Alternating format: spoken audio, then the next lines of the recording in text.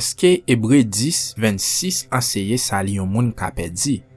Len gade Hébreu 10, 26, ke ou kwe yon moun ka pedi sa lil ou pa, nou dwe examine konteks li.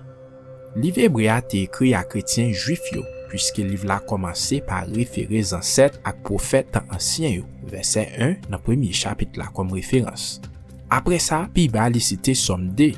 En fait, genyen plus que 30 citations ak allusion Ancien Testament dans épître là. Donc Hébreu chapitre 3 verset 16, chapitre 5 verset 10, chapitre 8 verset 5, chapitre 9 verset 11 à 22, chapitre 12 verset 16 à 18 il a trié. Genyen plusieurs références qui fait à système sacrifice Ancien Testament, chapitre 8 verset 3, chapitre 9 verset 9, et chapitre 10 verset 4. Et encore, li paraît que épître la te adressé à moun qui chrétien pour yon bon temps. Nous voyons ça dans Hébreu chapitre 5 verset 12 et qui souffre persécution. Hébreu chapitre 10 verset 32 à 34. Qui donc nous capable dire certainement que livre Hébreu a été écrit à une communauté chrétienne hébreu en général. Qui tap gagné sans doute un mélange qui consistait de moun qui vrai croyant ak si la yo qui était toujours à faire rituel système sacrifice Ancien Testament. Dans l'épître Hébreu, auteur clairement démontré supériorité christianisme sous judaïsme. Ça très important parce que il pral ba nou éclairage sous Hébreu 10 verset 26 que nous t'a regarder kounya.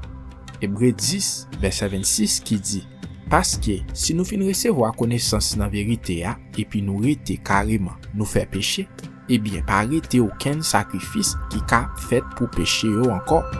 Kounya, on a regardé contexte verset dans Hébreu chapitre 10. Si nous regardons Hébreu chapitre 10, verset 1 à 4, montrer comment sacrifice bête suffit pour être péché. Verset 5 parlait de l'incarnation Christ. Verset 6 à 9 montrer que bon Dieu pas de jamais désiré offrande bête Ancien Testament et il mettait fin à système ça. Verset 10 à 14 montrer que nous sanctifions à travers sacrifice Christ là qui pas besoin de répéter chaque année. Verset 15 à 18, nous gagnons une nouvelle alliance. Verset 19 à 22, sans Christ la chiré rideau séparation et ba nous accès pour entrer dans lieu très saint et approcher un bon Dieu très saint. Verset 23 à 25, espérance ça nous gagne dans nouvelle alliance là, c'est pour nous kembel ferme et exhorter une l'autre avec. Verset 26, c'est verset qui en question et nous va regarder. Verset 27 parlait de jugement. Verset 28 a parlé des lois Moïse. Verset 29 à 31 décrit jugement qui pral plus strict pour si la yo qui rejeté sans Christ qui était sanctifié. Et verset 32 persécution chrétien yo tap endiré pour message nouvelle alliance là. OK, n'a campé là. Nous t'a supposé gagner un sens de contexte là. Et bien dans contexte immédiat Hébreu 10 verset 26 nous en pile moun dans communauté chrétien juif là, te toujours dépend des systèmes sacrifice Ancien Testament. Nous ça dans verset 1 à 4 dans chapitre là. Et yo te toujours dépend des offrandes holocauste. Nous ça dans verset 6 et 8. Et yo te toujours dépend des services temple verset 19 et 20. Après sacrificateur verset 21 et la loi Moïse là dans verset 28. Évidemment, en pile dans communauté chrétien juif yo t'a gardé derrière et tourné dans système ancien alliance là au lieu de dépendre sous sacrifice Christ là qui te suffit pour yo. Et j'aime te dit dans commencement vidéo auteur a pas adressé un individu mais un groupe full monde qui gagnait sans doute croyant et non croyant la donne. Si la yo qui te recevoir connaissance vérité sous sacrifice Christ là comme étant suffisant et complet, pas de kofin quoi la donne. Et yo tap essayer retourner pratiquer rituel Ancien Testament yo. Nous pas qu'à affirmer que Hébreu 10 26 écrit à moun qui sauvé seulement. Après tout, comment yo te ka sauver si a tourné dans système sacrifice Ancien Testament?